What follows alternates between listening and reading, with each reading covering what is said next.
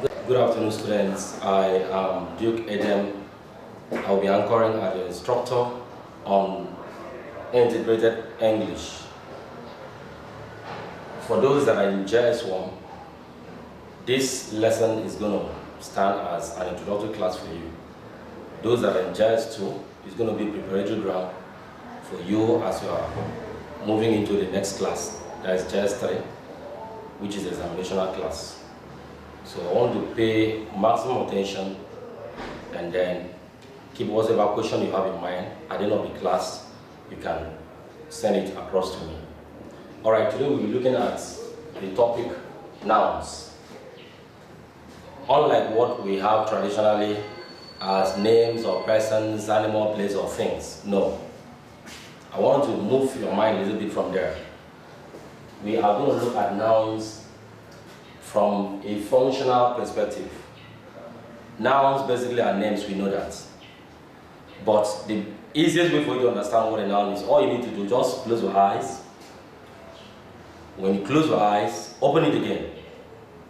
Once you open your eyes, you'll be exposed to a lot of things. You see so many things. Anything your eyes can see, you can possibly touch, feel with your five senses, you can possibly test with your test board. They are all nouns. Once you see those things, you can possibly identify them with names. They are all nouns. So when you see the word noun, it shouldn't be frightening to you. Rather, what you need to just understand that noun or nouns are names. Most importantly, nouns appear to be names given to head words. What do I mean by head words?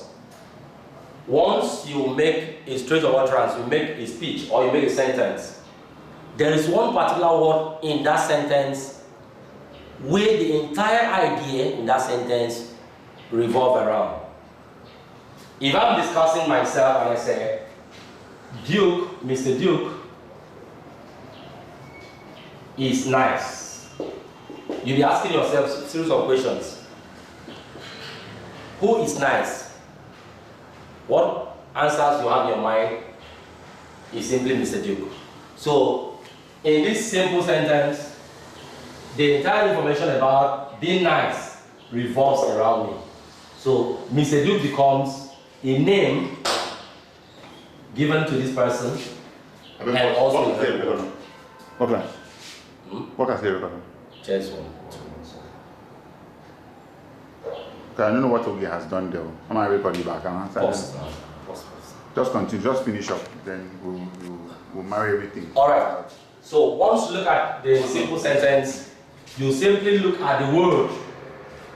The name given to this person in this sentence, the idea revolves around him, which is Mr. Duke. Also, I would like you to understand that nouns perform a lot of function. We're going to look at the functions of noun, but before we look at the function of noun, let us quickly look at the features. What are the basic things you can probably find when you are discussing noun, or when you are given a sentence to analyze in exams? What are the things you're supposed to look out for? In a noun, first, a noun can appear before and after a verb, or the verb in a sentence. So if you have a straight of utterance, take for instance, you have a sentence such as this. The man travels to London. You have a simple sentence such as this. Remember I said a noun can appear before or after the verb in a sentence. In this context, this word, the man, is a noun. And it comes before this lexical verb. This is a lexical verb. When we will discuss the verb, I will tell you why it's a lexical verb. It's simply because it performs a direct action. That's why it's called lexical verb. So, this word noun, or the man, which is a noun, comes before this verb, travels. And if you look at the word after it, you also have to London. In fact, London itself is also an item representing a noun. But in this context, it's not representing a noun as the subject, it's representing a noun as an object, which we are going to be discussing subsequently. So, a noun can come before a verb, it can also come after a verb. We move on to the next point. A noun can take a plural ending either s or es or any other form. When you are discussing or looking at a word and that word has s before it or es, it simply implies the plurality. It tells you that that name can be represented in numbers. As we're looking at that, what is called nominative case. That is to say that when you have a single item, for instance, boy, and you want to represent this boy in plural form, you have to add s to it, which tells you that this word boy has moved or has changed in terms of its numbers, that changed from singular form to its word plural form. So the plural form of boy become boys. The next one, you have it that a noun can have a possessive form that indicates ownership. This is very important. Oftentimes, you see students mistaking B-O-Y-S from B-O-Y-S apostrophe. When you have a singular item, which is a noun, preceded by a letter S, and you now have apostrophe, it simply tells you that this very item, although is represented in its plural form, the apostrophe there represents or indicates its position. It indicates that the word is in its possessive form. So instead of you having boys, B-O-Y apostrophe S, or you have B-O-Y apostrophe S, you simply allow the word to remain the way it is in the plural form and then indicate it with that sign. That tells you that that word is what? A noun represented or showing possession. Showing what? Possession. Alright. Quickly, we are going to move into the next sub-topic, which is functionality, or the functions, what I call functions of nouns. I want you to pay a particular attention to this aspect because this is the aspect that has posed series of problems to students, particularly those that are preparing for WAEC, both junior and senior WAEC examination, because this aspect simply tells you everything you need to know about the grammatical functions and names given to every item in a sentence, so far as that sentence is given to be analyzed or given for analysis. So you have to pay maximum attention. Functions of nouns simply tells us that a particular item in a sentence can perform a series of functions. And I have highlighted some of those functions here on the board. I will equally give you notes as well. One of the functions of a noun is that a noun can function as a subject of a verb. The first question you're asking yourself is, what is a subject? A subject is simply that very item that carries the major idea in a sentence. I repeat, a subject in any stretch of utterance is that very singular item that carries the main message in that sentence. Now, if you look at this sentence, Raji is hardworking. If I should remove the word Raji, you can quickly see with me that the sentence will be incomplete. That is to say that the word Raji is the head word, where the information in this sentence revolves around. So, Raji is hardworking. You can quickly underline Raji to be the subject. That is to say, Raji as a word is that particular word that carries the message in that sentence. Without that word, that sentence becomes incomplete. So how do they identify a subject in a sentence? You will always see that a subject comes before the verb. The subject will always come before the verb. So when you have an item that comes before a verb, that item is a subject. So one of the functions of a noun is that a noun can function as the subject of a verb, meaning that it is that particular word where the message or the main message in that sentence is centered on. We move on to the next one. The next function of a noun is that a noun can also function as a direct object. Under subjectivity of a noun, you can have direct object and also indirect object. A direct object is a situation where you have the action performed by a verb being conveyed directly to the item. It is centered or sent across directly to the item. You look at the sentence, Kayode gave the ruler to Fatima. Ordinarily it should have been Kayode gave to Fatima. But something has, hindered the sentence here.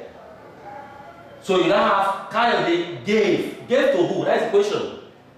It cannot be Kayode gave to Fatima. Gave what? That is the question. So when a sentence is given and then you now have the verb or the object receiving the action of the verb with a question, it means that particular object is a direct object. I repeat, when you have a sentence and then you observe that the action performed by the verb in that sentence is not directly conveyed or sent across to the object, that means that first item becomes the direct object.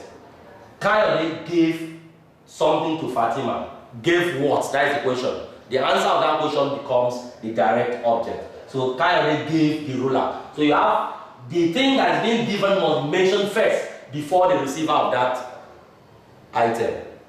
I repeat, the difference between a direct object from an indirect object is that in a direct object, you have the thing that is being addressed to have received the action, the effect of the action, before the receiver of that action. The item must be mentioned first before the receiver of the action. Whereas in an indirect object, you have the item directed to the receiver. That is the difference. So, one of the functions of a noun is that a noun can function as a direct object. Direct object in the sense that the action performed by the object conveyed from the verb is sent across to the item, the face object, not the receiver of the object. The next point is that a noun can also function as an indirect object. In this context, the action performed by a verb goes directly to the receiver, not the item. So you now have Kayode gave Fatima. So if you ask yourself, what did Kayode give? The answer becomes the indirect object. That's why it's an object. But the action moves straight to the receiver. So Kayode gave something. And what did Kayode give? The ruler. To who? The answer becomes Fatima. So Fatima becomes an indirect object in this context. We move on to the next point. A noun can also function as the subject of a complement. Now you might be asking yourself the question, what is a complement? A complement is simply that particular fragment of a sentence that helps in the completion of the action made by a verb in that sentence.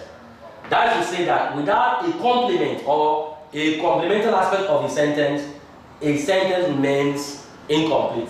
So a noun can also function as a subject of a complement. If you look at the example I have given you, Fumi is a student. If I should bring out or remove the word student, you will have it that the sentence is in its incomplete form. But if you add student, that sentence becomes complete. So what do we mean? A subject of a complement is simply explaining to us that the performer of that action does not just perform the action on its own. The action is being affected by something else. And that particular item is preceded immediately after the verb. Whether the verb is in its lexical form or is in an auxiliary form. Because in this context you have is, which is an auxiliary. But in this context, even when you have auxiliary as a verb, it still performs a direct role. The last one, or the second to the last one, is that a noun can function as the object of the complement. Object of the complement simply tells us that the action performed by the verb is received by any of the objects. It can be a direct object, it can be an indirect object, but in this one I've given an example, representing an indirect object, the class captain. We move on to the last function of a noun, which is prepositional complement. A noun can function as a prepositional complement in a sentence. What is a preposition? Preposition simply gives a relationship between one item and the next item. I am sitting on a desk. The relationship between I and the desk is on. So you can understand what preposition is: in, on, off, and so on and so forth. You look at the sentence I've given you and what the example I've given you. He lives in Lagos for 10 years. Now, if you look at that sentence, you might be thinking that what I've underlined, 10 years, is a complement. No. I am simply underlining that object that receives the action of the verb live. But you look at that object, immediately before that object you have another word here, for. So the for here represents the preposition, telling you that this person did not just live in Lagos, but explains to us how many years he has lived in Lagos, and the relationship between he and where he lives is best realized in this period or the duration of time where he lives. That is why it's called complement, of a prepositional complement, telling us that without this we may not understand much about that very item or that very noun. So I want you to prepare your mind, because in our subsequent class we are going to delve deeply into the more pragmatic or a more practical aspect where we're doing analysis on sentences, and then I will be giving you names, grammatical names, and how they function in a sentence. For comments or questions, you can go to the school website and drop your comment there in the comment box, and then ensure that you do your assignment. If you have any question, you can post it across, still in the same site. Remain blessed.